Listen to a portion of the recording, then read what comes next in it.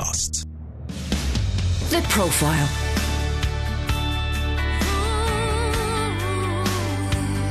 You're listening to Premier Christian Radio. Well, hello and welcome to The Profile here on Premier Christian Radio with me, Sam Hales. This programme is brought to you in association with the magazine that I help edit, that's Premier Christianity.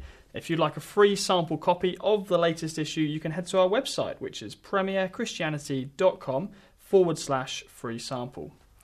Now, today on the show, I'm talking to Diarmaid MacCulloch. Diarmaid is an award-winning historian and academic specialising in church history. He's presented a number of BBC documentary series and authored many books, including A History of Christianity, the First 3,000 Years, and Thomas Cranmer, A Life. Diarmaid, welcome to the show. Thank you for having me. Have you always been interested in history? Yes, very much so. My father was a country parson and by training a chemist, but really he was passionate about history. So from a very early age, we as a family went to historic places. We talked about history as other families might talk about football. So it was just one of those things I grew up with. And in a country parish with two beautiful medieval churches, living in the old rectory, Regency House, Tudor, no money, rambling glebe around it, all those things meant that I was very aware of the past. And out of that grew a fascination with the past, which luckily people now pay me to talk about. They do indeed. What was family like? You mentioned sort of Christian upbringing and background. Yes. Was that quite strong? Very much so, yes. My father was a Scottish Episcopalian, which means Anglican, of course. So when he ceased to be an army chaplain, which he was for 25 years during the war, and afterwards, he got a country parish in Suffolk. So it was a very particular sort of Christianity, thoughtful Anglicanism in a very traditional setting, which was, of course, changing. The old world of the squire's pew, deference, were actually all dying around us when we were there. This is the late 1950s into the 1960s. So I saw a certain sort of Christianity die and something else replace it. So my father's church is still there and very lively, but it's different.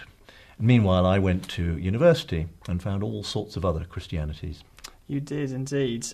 You mentioned the church changing. In what way did it change? Well, the Church of England was very much the established church. There was actually a Baptist chapel in the village, which was from a very different tradition with a very different ethos. It was a voluntary church. So there are two rather uneasy forms of traditional Protestantism alongside each other there. And with the parson living in the great rectory where his predecessors had lived, with a history of names of his predecessors going back to the 13th century, wow. There's a great sense that you're rooted.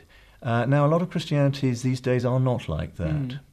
And many people find solace in church because it takes them out of their situation. Well, I was very happy with that childhood situation. It was a wonderful childhood to which I look back with great nostalgia. And the church was just part of it. I think probably still I am at my most tranquil and happy in an ancient parish church. I play the organ, and so the organ is also part of that. I can't imagine life without it. And quite a comfortable marriage there, I suppose, between Christianity and history. Those two things almost being presented to you together, with that sense of history with your father as well, in coming from that sort of long line of Christians who have worshipped in this church. Yes, indeed. And what gradually I got out of that, and even as a child, was how the church changes over time. Here was a building which was sermoned in stone, no question. It had bits from this period, bits from that period, and each of them represented a different sort of Christianity. And as I said, that this Christianity was changing around my father in perhaps a rather depressing way at the time, because an old world with all sorts of certainties was going. People no longer went to church because it was the thing to do. It was an uncomfortable time in the life of Christian churches generally in this country. You say you went off to university, you studied history at Cambridge. What was university life like? Well, it was anything you made it. that's the huge, wonderful thing about university life. People are becoming adults. They're finding out who they are. And universities give you the chance to change dramatically. You can go in any direction, all sorts of activities, and at the same time you're learning very fast. You're learning academically, but you're learning also emotionally. You're learning how to deal with people. So once more, it was a very intense and marvellous experience being an undergraduate and then a postgraduate, all at the same college. I spent 9 years in the same Cambridge college, ending up with a doctorate and being a junior fellow of the college. So that, again, was a very interesting grounding to which I look back with enormous affection. At what point in all of that studying did you realise that, I guess, your career would be in that field, in history and in teaching and in academia as well? I guess after graduating, I got it first, and that's the sort of thing you need to be an academic, and I realised how much I enjoyed it. In those days, it was quite a new thought to do a little thesis as part of your undergraduate degree. It's very standard now. But I did that and loved the research. And what was that on? It was actually about the county I came from. I'd grown up in Suffolk. Right. And it was about a tiny fragment of Suffolk history, which is about the way that Roman Catholics, after the Reformation, had tried to find a new place in this county society. And there it is. There is one or two sentences I've used again in my books, just as a little joke to myself. That's nice. To keep myself in touch with that background. You took a break, though, from some of what you're involved in terms of the history side of things, and you studied theology. What led to that decision? I mean, did you see it as a change in focus? Maybe you didn't go from history to theology. Oh, I saw it as related. When I decided that ordination might be the way forward for me, I was actually teaching in a theological college, a Methodist college, another sort of experience. But in the middle of that, I went away to an Anglican college, Ripon College, Cuddesdon, and studied for the ministry there. And some of that study was, of course, history, but lots wasn't. It was a whole set of new things, theology, pastoral studies alongside that. So all sorts of new directions opened up, in which history was very useful. And it gave me a perspective on biblical study, for instance, which I might have had to learn from scratch if I'd not had that background. And was all that studying, to your mind at least, very much with a view to some kind of pastoral ministry? Yes, and so I started on that, and things went in a different direction. But it's extraordinary how much of that pastoral experience is part of the academic life as well. In what way? You are dealing with people. And very often you're dealing with people at a rather vulnerable stage of their lives. As undergraduates or postgraduates, they're changing very rapidly. Very often their intellectual academic advance has been rather quicker than their emotional advance. So very often you're simply there to pick up a few pieces among the many resources that they've got in pastoral ways, particularly in Oxford or Cambridge, where we lay on a lot of pastoral care. You did become a deacon. I did. But you couldn't progress any further than that. Can you tell us the story of what happened? Yes, well, I'm a gay man, and I knew that already, so I went into ordination completely openly. It was a bit difficult, but I had a bishop who supported me into it. But it became apparent once I was a deacon that the church was not in the place that I was.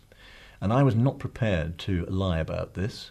It seems to me that honesty and truth are an essential part of the Christian life.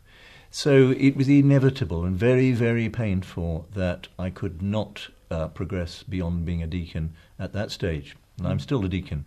Who knows what will happen in the future? I'm only 65. Who knows what the future holds?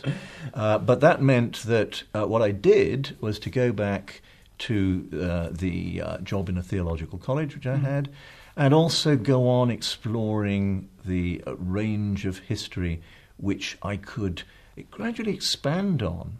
So that first rather detailed study of the 16th century expanded first to the whole Reformation of the 16th century, but then beyond that to look at the whole of Christian history.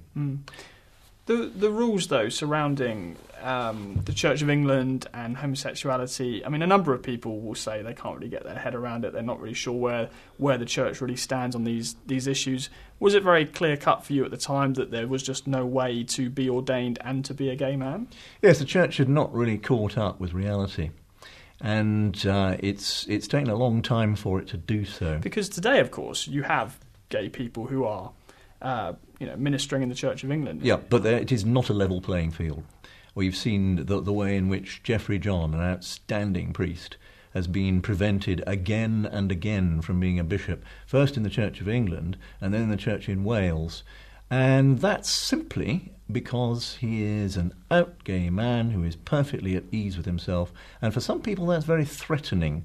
It's for some gay people in the church and some gay bishops, that is very threatening. And Geoffrey has suffered because of that. The Church of England and the Church in Wales, the Anglican Church, is having a lot of problems aligning itself with what I would see was reality and truth and compassion. Taken a long time. I can see why, and that's one of the reasons is that social change has been extraordinarily rapid in this country, quite astonishingly rapid in my lifetime. When I was a boy, all sorts of male homosexuality was illegal. It was a crime.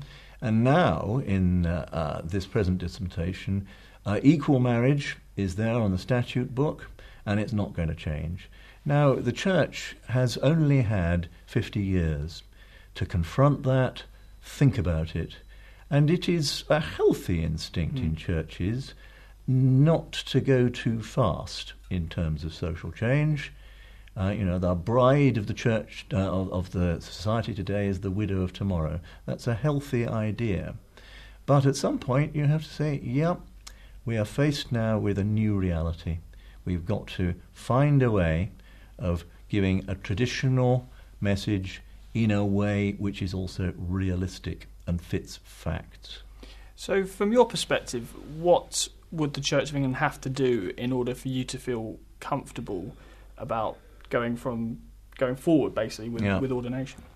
I'd want to see a level playing field in every sense. I'd want to see the Church accepting equal marriage, and I'd want to see there not even being an issue about a gay woman or a gay man becoming a leader in the Church. And until that happens, the Church is in trouble. And it is, as far as I'm concerned, better to be slightly on the outside of it. I actually have a rule which cathedrals and archdeacons and bishops have found out to their cost. When they ask me to speak, as they frequently do, particularly this year of the Reformation, I say, I'm sorry, can't do that. I have set a piece of enacted prophecy up, which is that I will not speak on Church of England occasions until the Church of England corporately repents of what it did to Dr. Geoffrey John. Right. And until that happens, sorry, I've got better things to do with my time. I've got a rather nice file of embarrassed replies to this email. From a traditional perspective or conservative perspective, the argument might be, well, this isn't simply a case of how the Church treats people, because there seems to be broad agreement, even from the conservative side, that there has been real cases of homophobia and that cannot stand. Yeah. But on the actual theology of the issue, when it comes to interpreting Scripture, do you understand why there are those who read Paul, read the New Testament, and say, I just don't see how the Bible can allow for gay relationships? Yeah, I understand it, because of course I came from that situation, conservative background. You just need to look at the Bible in a broader way, and you also need to be prepared to say that the Bible is wrong on things. It's simply wrong. It was wrong in its acceptance that slavery was part of the fabric of God's creation. It was wrong in the New Testament when it blamed the Jews for being Christ killers.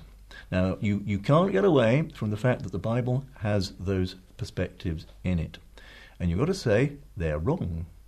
It's very interesting watching the churches changing on slavery. Every Christian in the world accepted the existence of slavery in 1600. Not a good thing, but simply part of the fabric of the world. And who are the people who first decided that was not an acceptable way of looking at the problem? Quakers. And the reason it was Quakers was that they already thought that the Bible did not have the sort of authority which people thought it did. Then evangelicals caught up after that. They had to get rid of that idea that the Bible's perspective on slavery was the only way of looking at things, and it took a lot of effort. So, for instance, in the American Civil War in the 19th century, the war was fought about slavery, but it was also fought between evangelical Christians. In the South and the North, they shared a common evangelical Protestantism. And the Christians in the South were perfectly entitled to say the Bible supports our point of view on slavery, and perfectly entitled to be extremely puzzled and annoyed that northern Protestant evangelicals did not share their point of view. So that's an example of how history tells you that you can't take a simple view on the Bible. Just to be clear on your position, your position is the Bible got it wrong. I think Paul was against gay relationships as he understood them, which he didn't. All he had in mind was a set of unequal relationships beyond Jewish culture, within Greco-Roman culture around him. He had no concept of what we see in 21st century Britain, which is that of equal, loving, faithful partnerships. Plenty of other things as well, but that's the reality. Equal, loving, same-sex partnerships, which are simply not conceived of in the Bible, particularly in the New Testament. So the Bible isn't giving any guidance in that specific way. What does Jesus Christ say about slavery? He says some things. He actually accepts it. What's he say about homosexuality? Nothing. So in some circumstances, you've got to construct a Christian way of looking at a moral problem, which may not actually have any guidelines within the library of books, which is the Bible. But bringing it back to your experience, did you experience homophobia from Christians or non-Christians from an early age? Was this something you were aware of quite young? Not particularly, apart from the constant barrage of homophobic remarks in the world in general. It was more a cultural... Yes, I mean, in the 1960s, you didn't talk about that sort of thing. In the 1970s, there were comedians you could laugh at. Right. After that, the churches began to uneasily to realise that society was changing much more rapidly than they were, and for many people within the church, that meant that they were caught like rabbits in the headlights. Bishops were caught like rabbits in the headlights. They did not know what to do. And it was at that stage that I was going forward for the ministry. And I could say, I guess, that I experienced homophobia in that I was refused ordination to the priesthood. But I sort of sympathised with the people who were doing it. I saw that they were trapped in a cultural situation which was not of their own making. So perhaps they wanted to put you forward for ordination, but they felt unable to? Oh, yes. If I'd kept quiet, it would have been fine. Right. Don't ask, don't tell. And I saw around me plenty of gay men going forward who were keeping quiet. But it seems to me that damages your ministry. Ministry is about truth. If you cannot present an attitude of truth, integrity, in your outward ministry to people, then your ministry is in trouble. And we've seen plenty of examples of that, with sexuality gone to the bad, with people who just don't have a morality of their sexuality, behaving in profoundly lawless ways. And that has been tremendously damaging for the church. People up to the level of bishops have betrayed trust because they don't know how to express trust and integrity in their public lives. And what do you put that down to? Well, I put it down to centuries of being slightly on the wrong tack. And what we have to realise is that people can be wrong for centuries. Human society can be wrong for centuries. And the Bible is a library of books which has particular contexts in particular societies, and yet its experience in terms of Christian understanding and human understanding is no more than about 3,000 years. The earliest texts were written about 3,000 years ago. Now that is an incredibly short time in Christian history. We're not a long-ranging species. We've only really been around for 80,000 years, but 80,000 is large in comparison with 3,000. Christianity is a young faith, and you would not expect it to get things right immediately, and we're talking immediately only 2,000 years after the death of Jesus Christ. You've said before that you love the Church of England in a grumpy fashion. Yes. Is that because of what we've just been talking about sexuality and that whole issue sort of clouding perhaps your view of the Church of England? Understandably clouding it. Partly, yes, but there are lots of things to be grumpy about in a church generally. It will always be a lumbering, clunky organisation because it's a human organisation. But it will also be the body of Christ. All Christians must see the church as the body of Christ. But the corollary of that, the necessary rider of that, is that the body of Christ is full of wounds. And those wounds are the stupidity and clumsiness and incompetence of its members. And you see that around you in the church. It's an organisation with power. And human beings misuse power, particularly when they get in positions of power. And one of the reasons I'm grumpy about the church is very often that I see power being misused. And the obvious example is, of course, sexuality and how to cope with it and how not to cope with it. It strikes me as interesting that you're part of this organisation that obviously you're very happy to criticise, and that you're grumpy about it because you're aware of some of the current contemporary problems as you see them. It strikes me as interesting because, of course, you're also a church historian, and looking back over church history, many people, including myself, who's by no means an expert, but I've read a couple of books on church history, when I look at the history of the church, it does make for very depressing reading. Doesn't it?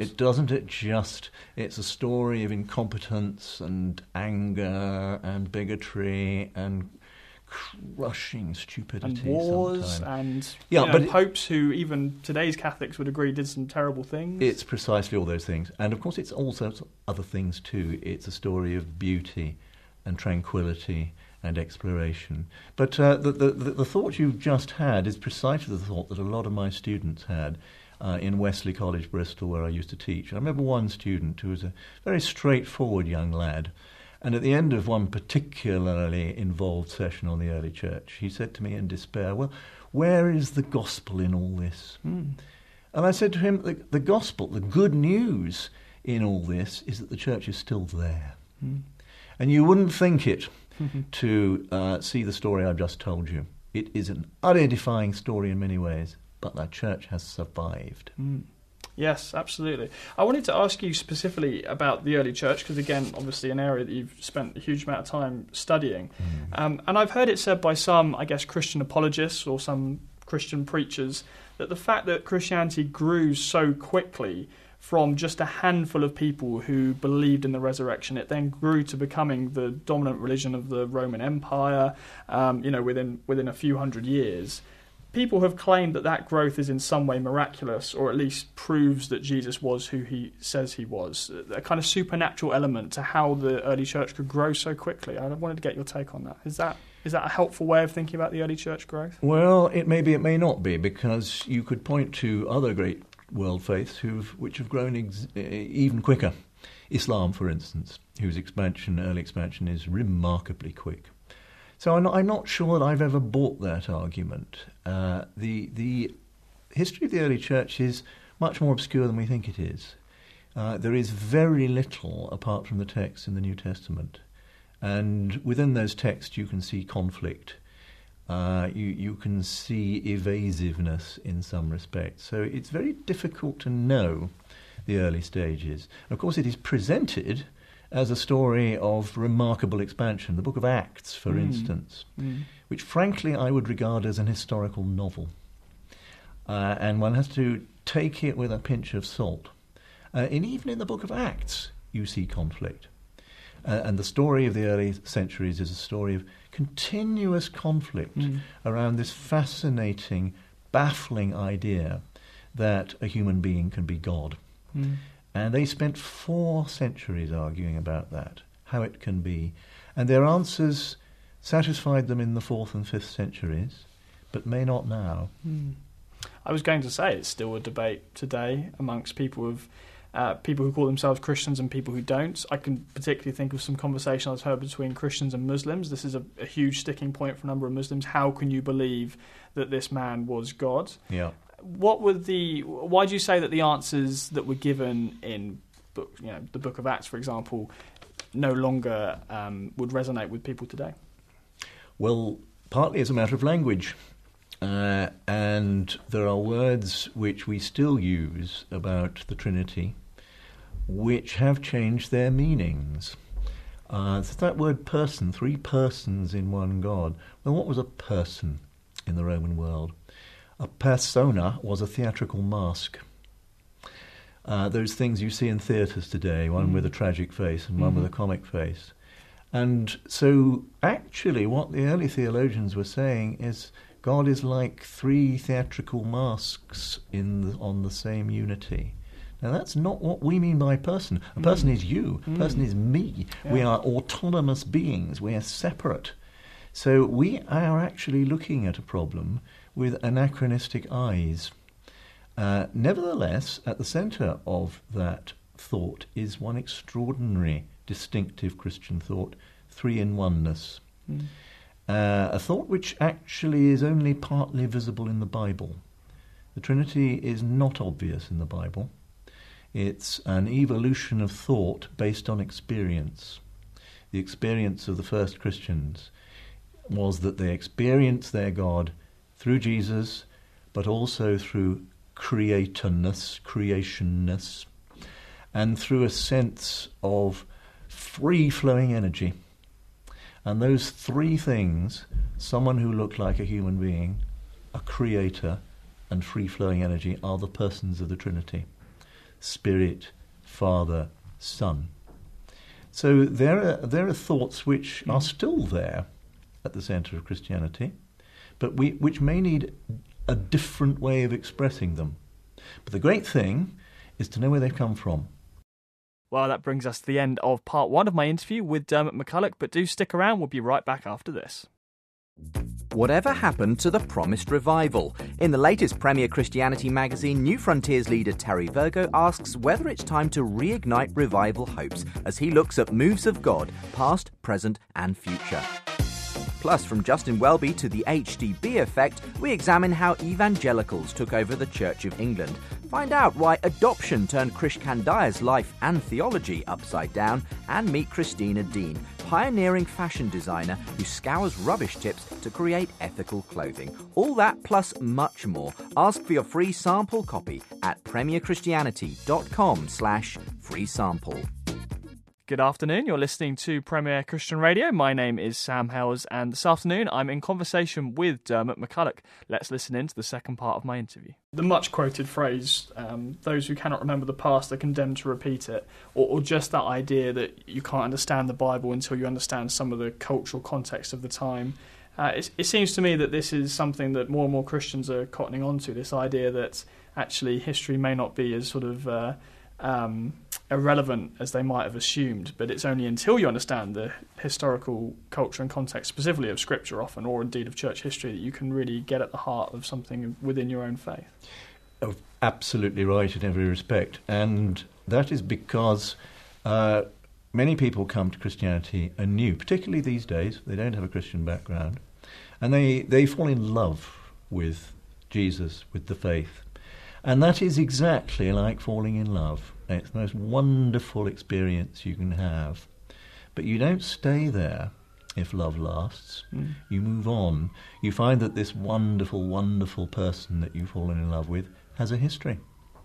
And they have a whole set of aspects to them which you'd not noticed when you were in that first wonderful, passionate experience. And the church is like that. You can be in the first generation, and Christians in every age experience the church as brand new. But actually you can't stay there. You need to move on. And one thing you need to do is to learn the backstory, just as you learn the backstory of your beloved, and see why they behave in often apparently rather surprising ways. So history is absolutely essential. What it does is give you sanity. And not knowing history is a fine recipe for insanity in the church. It's a fascinating thing to say that if we don't know history, it can lead to insanity. It's quite a claim, isn't it? It is, but it's absolutely true, and that's why history is so important. The fact is, you cannot be balanced if you don't have at least a balanced outline of the past. And you can also tell yourself mad and dangerous stories about the past. So there are mad and bad Protestant stories about the past. There are mad and bad Catholic ones. And they produce mad and bad people and mad and bad religion. Just think of the Reformation here, which at the centre of it had a fact, which was that Queen Mary Tudor, a Catholic, burned 250 to 300 Protestants in her reign. And that became something so central to English Protestant life that English Protestants hated Catholics. And often they massacred Catholics. For instance, in Ireland in the 1650s, they killed Catholics for being Catholics. And that came from just concentrating on one single fact in the historical past, and not seeing, for instance, that Protestants had burned other Protestants. Protestants burned people who denied the Trinity. So you need to see a much wider picture to stop you acting in a wild, irresponsible way. That kind of mad and bad history, doesn't that often somehow rise to the sort of popular level? And you may have academics in the background doing excellent historical work, but the kind of books that people were picking up off airport bookshelves, or, dare I even mention it, a book like some of the Dan Brown material, where people appear to read the Da Vinci Code as if it's history rather than it's a novel. Is there a sense that sometimes that the history that isn't so well thought through can still permeate on a popular level, whilst the more accurate stuff is being left to the academics in the background? Yes, it can, and that's very dangerous indeed. I mean, Dan Brown is drivel, and terribly badly written drivel as well. The real story is much more interesting than Dan Brown, but it needs to be told properly. There are academics in the back room, like I was when I was young, who need to excavate the material. They need to write their footnotes in a very careful academic way. But that's a substructure on telling that story in a way that ordinary people can understand. I mean, that's one of the reasons I went into working in radio and television, that you need to get the right story in order to banish the wrong story. And I say wrong story, I mean stories which are maliciously and stupidly skewed. There is a limit, of course, how much you can tell people. So the radio and television historian's motto must always be too much information. Right, yeah. But you need to select from the information you have what people really ought to know for balance. You mentioned this radio and TV work you've done, most notably on the BBC. You've done some incredibly, critically acclaimed work in terms of the broadcasting work you've done, including on the history of Christianity. Because it is so different, isn't it, from doing the kind of research in universities to then broadcasting to a popular level audience. Is that quite hard to It's hard, but I returned to my very first job after leaving Cambridge, which was in this Methodist Theological College, alas, no longer there, Wesley College, Bristol. And the great thing about this job was that I was teaching church history on a staff of 7. I was the only person teaching church history to people training for the Methodist ministry.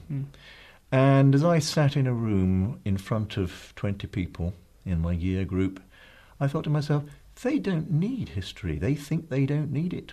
They resent my being there because they want to get on to finding out which way to hold the baby and baptism and that sort of thing, and how to comfort the sick. Perfectly reasonable. They were not there to learn about history. And so gradually in the 12 years I spent on that staff, I learned ways of catching their eye and catching their ear. I learnt how to present a story which I felt had integrity in ways which were interesting and also useful for them. And so when I started on radio work and television work, it was that thought in mind. These were articulate people. They were Methodist preachers. But they had a general education, very general, and often at different levels. So somehow you had to reach out to that group and try, and of course not always succeed, in getting them to feel you're doing something useful. We've already mentioned it, but the big moment that a lot of people are sort of marking and looking forward to this year is the 500th anniversary of the beginning of the Protestant Reformation. So is that something that we as Christians should be celebrating or apologising for? We should be remembering it. We should remember the excellent things about it. And I think the excellent things would be the sense which Martin Luther had that you and I stand before God on our own. And that although the church and institutions may help us, ultimately we are on our own, particularly when we die. That's worth remembering. It's an essential Protestant insight. Bad things, well, it was a very destructive period, and it was full of hatred. And it made people say simple, violent, stupid things to each other. But we need to know about those and also know the great things and think of the wonderful things which came out of the Reformation. Martin Luther's hymns, for instance, the Reformed Protestant metrical psalm, and preaching, the wonderful preaching of, say, John Wesley. Those are the great things. So it's a balance. But as long as you don't feel that there aren't good things and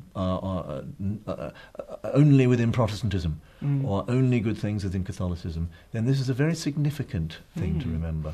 Yes, it could arguably be a time where Protestants could learn where Catholics are coming from and vice versa. Is that something that needs to happen? Does there need to be almost a kind of healing? That's been talked about in some circles. Yeah, well, there already has been. Over the last, I'd say, 50, 70 years, Catholics have found that they were saying things which they thought were only Protestant. And Protestants have found insights in Catholicism which they were missing. One of the problems, for instance, in Protestantism in the Reformation was that it was terribly noisy.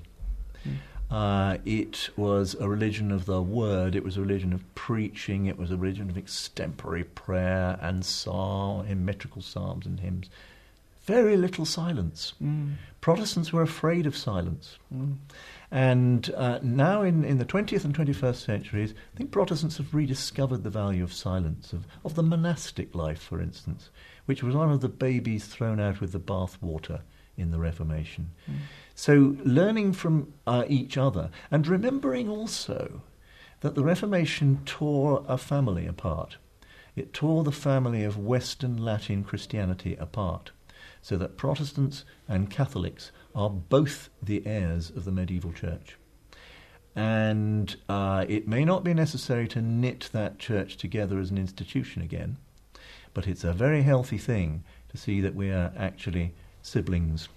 Are there any common misconceptions about what actually took place in the Reformation period? I mean, the classic one which gets mentioned all the time is in many people's minds what happened. Well, Martin Luther went to the church in Wittenberg and he nailed his 95 thesis to the door. Some historians have said, well, there was probably no nail, there's probably no nailing. Who knows if there were exactly what went on there. So are there kind of misconceptions that we still believe about the Reformation that turn out not to be true? Oh, well, yes. I mean, you're at that very detailed level. I think after a lifetime of brooding about it, he probably did nail some theses. You think he did? Okay. Because he'd done a similar thing the previous month on another subject. Okay. And there is also the famous thing that Martin Luther is supposed to have said, "Here I stand, I can do no other." Yeah. I have it on my socks, actually. Really? Which is a very fine German joke, I think. "Here I stand, I can do no other." But did he say it? I don't think he did. Okay. It's a marginal note in his works from about 30 years after his death. So that sort of detail, well, who cares? But there are things which are matters of overall perspective which we need to remember. If we are Protestant with a sense of history, we may remember that justification by faith alone is a big thing. But we don't tend to remember that the other big thing about the Protestant Reformation was allowing clergy to marry, which was an absolute revolution in the 16th century Western Church, and it's not an issue anymore. We don't seem to realise that that's one of the things which really excited people or repelled them in the 16th century. The idea of a clergyman being married absolutely disgusted some people. And that's relevant to the present day. There was a sexual issue. We also forget that the medieval church valued celibacy and virginity over marriage. marriage was the second best. And what Protestants said, particularly Martin Luther, no, marriage is best. And virginity and celibacy are second best. It's a complete revolution. There's a big sexual change. So if that can happen in one century, then other great sexual attitudes within Christianity can change as well. For those who aren't Christians, does something like the Protestant Reformation have ramifications for wider society as well? I imagine you'd say it does. It does, because it still configures Europe. There's a Protestant Europe and a Catholic Europe, and they uneasily mated within the European Union, and it's a very good thing they were. But they have very different attitudes to life. Catholic countries tend to be much more hostile to the church because they were facing one monolithic Catholic church.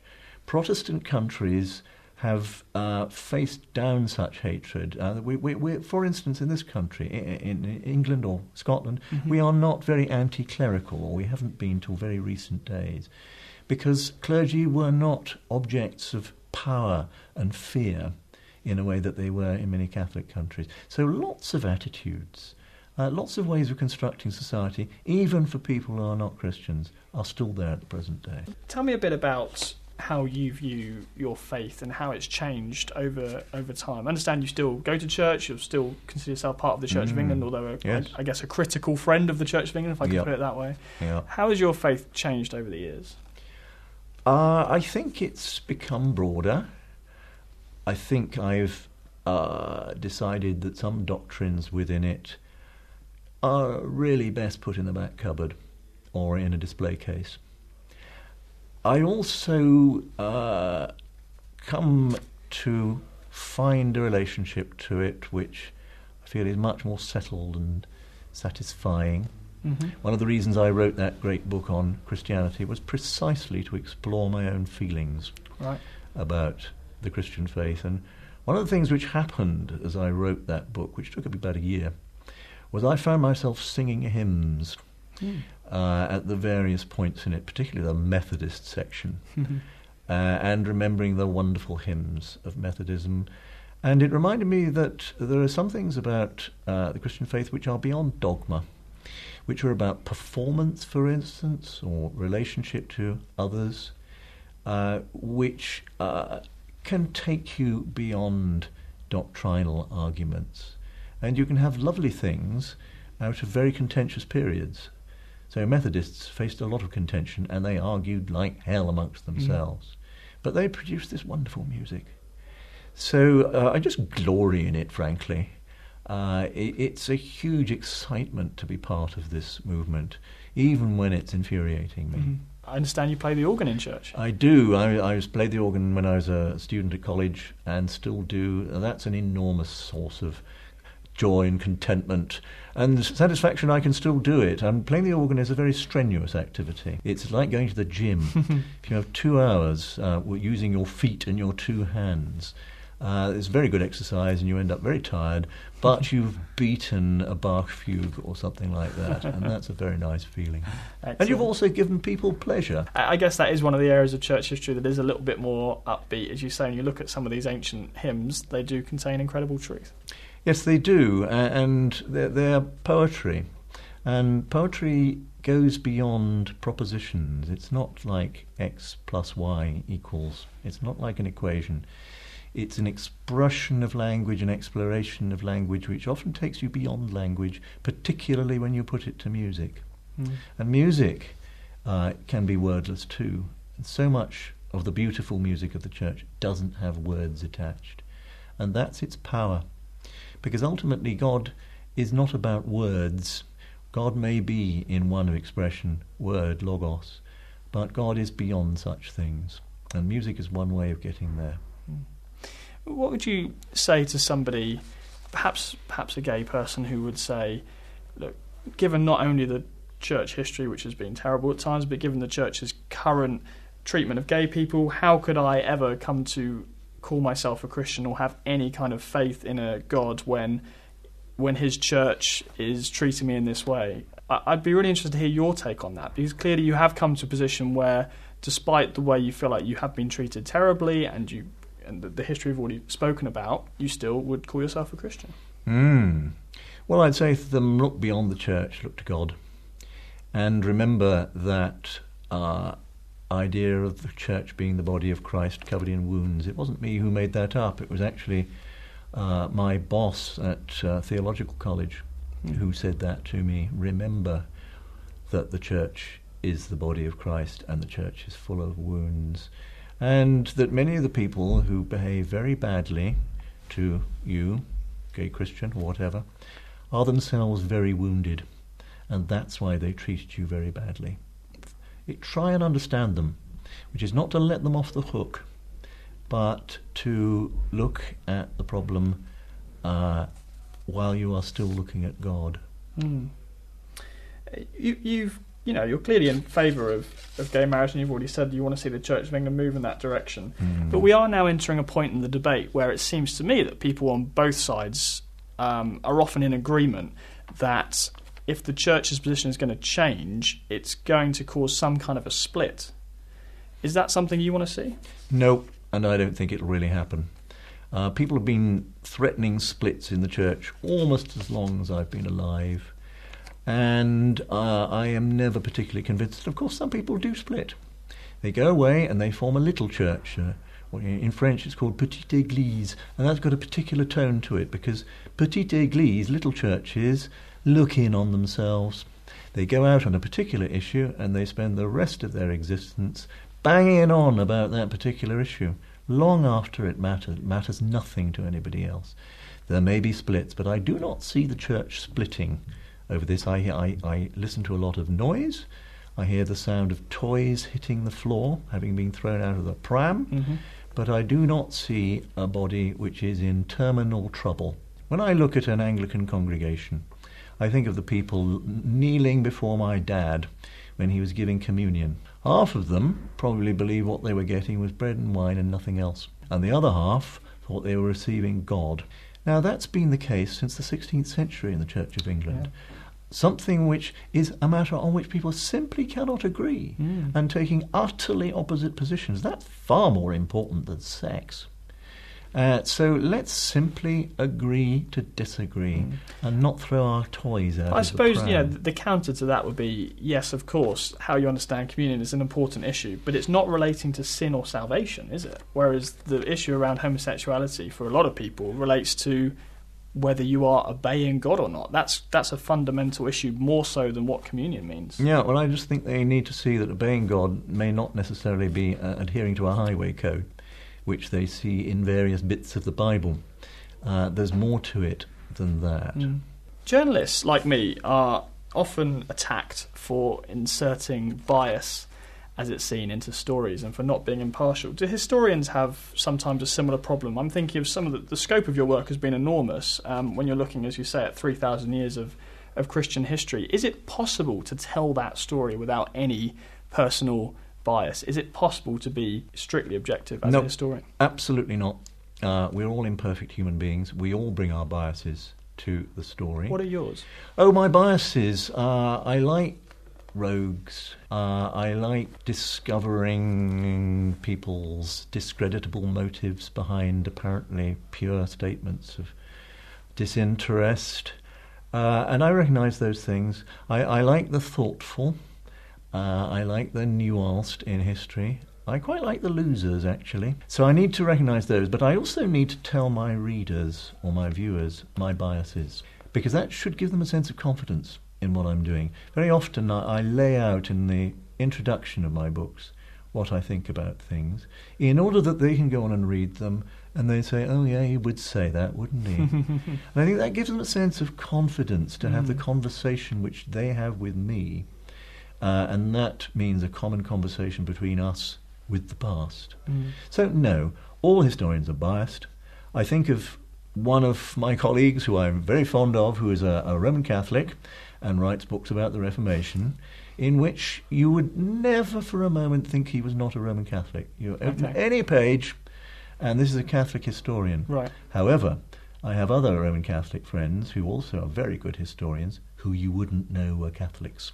They are historians who are Catholics are not Catholic historians. It seems to me that those historians who are Catholics are doing the right thing. They may say in their introduction, well, this is my background, come from a Catholic background, but I'm going on to try and explore this story as neutrally as I can, knowing that I can never be neutral. We've spoken a lot about past history. I wanted to end by looking ahead a little bit. And clearly, your own life is caught up in this to a certain extent because you and I live in a period of Christian history. And it's interesting to think about this period we live. We've said probably far too much already about the current debates over human sexuality. We'll put that to one side. But looking at the current church and the future of the church, I'm thinking particularly in the UK, which is our context. Are you optimistic about the future of the church in this country? Yes, I am. There are things the church has lost, which is automatic respect, and that's a good thing. It can be abused. What we haven't lost is a sense of continuity with the past, and it's interesting seeing the bits of Christianity which are flourishing. For instance, the cathedrals of the Church of England, a rather unexpected thing. Cathedrals didn't expect that. So one thing about future Christianity should be the valuing of its past, but also the constant surprise of what's going to happen next. I mean, the flavour of the month at the moment, the last, century, has been Pentecostalism, the charismatic movement, the Spirit. Those are clearly going to go on. But the great thing about such movements is that they are not, in the end, Bible-based. They are not dependent on the Word. They are not identical to evangelicalism. In fact, in their early days, they were opposed to it. So where is the Pentecostal spirit going to go in the church? That's a very open, interesting question. And we'll find that out over the next century. I think a lot of evangelicals would agree that Pentecostalism emphasises the Spirit over the Word, if you wanted to make that distinction. But of course there are plenty of Christians, including in this country, who would see those two things together. They would. Their rhetoric at the moment is the same. And that's an accident of history. It's an accident which goes back to the way in which Pentecostalism emerged in the United States. It's the way, again, of an accident of history in the 1940s, when theological education among Pentecostals was taken down evangelical lines. But these are eddies of history. They are not necessarily the future. Do you not buy the argument that Christianity is, in general, decline, less and less people are going to church? Do those sort of statistics not concern you so much? No, they don't. A particular sort of Christianity is in steep decline. It's the automatic practice of a society being Christian, which was just visible when I was a boy in that little village. But now it's gone. Interesting to look at Scandinavia, where actually the two are curiously aligned, community and church. Not many people go to church regularly, but they virtually all use it. They use it for getting married, they use it for burial, they pay a tax to it. So that's a very different relationship to our own in this country. Yes, things will change, of course they will. And we may find ourselves with churches which apparently have no purpose except beauty and contact with the past. I would say that of the 9,000 medieval parish churches in England, they have never been better looked after, cherished or loved than they are at the present day. Now that's a huge asset for a faith, and it's not one to be lost. We were talking a few minutes ago about that distinction of, are you a Christian who happens to be a historian, or are you a historian who's a Christian? I guess the Christian element of that would have to say that as a Christian, according to Jesus, he will build the church and even the gates of hell cannot prevail against it. So there's not going to be an end to church history in that respect. You could say that. There may be an end to our planet, in which case I don't suppose that will worry God in the slightest, apart from his natural compassion. God is not confined to this small floating ball, and we shouldn't think that the approach to God is confined in that way either. Well, let's hope that this planet will be around for a few more years. What does the future hold for you? Are you going to be carrying on with more book projects and more broadcasting? Yeah, historians don't give up, It's not like being a milkman. So I'll go on until I've nothing more to say. from the huge amount of information you've so kindly shared with us today, I imagine there's still more to come. I think there might be. Excellent. Thank you very much for joining us today on the programme, Diarmaid MacCulloch. Be nice to be with you.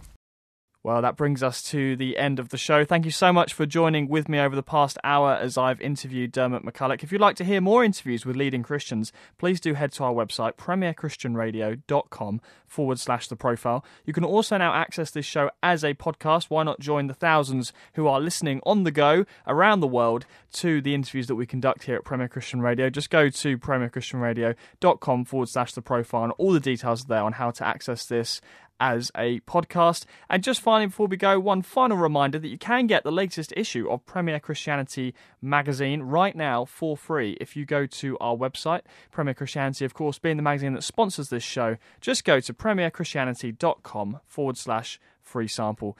Coming up next, though, here on Premier Christian Radio is Dave Rose with Premier Playback.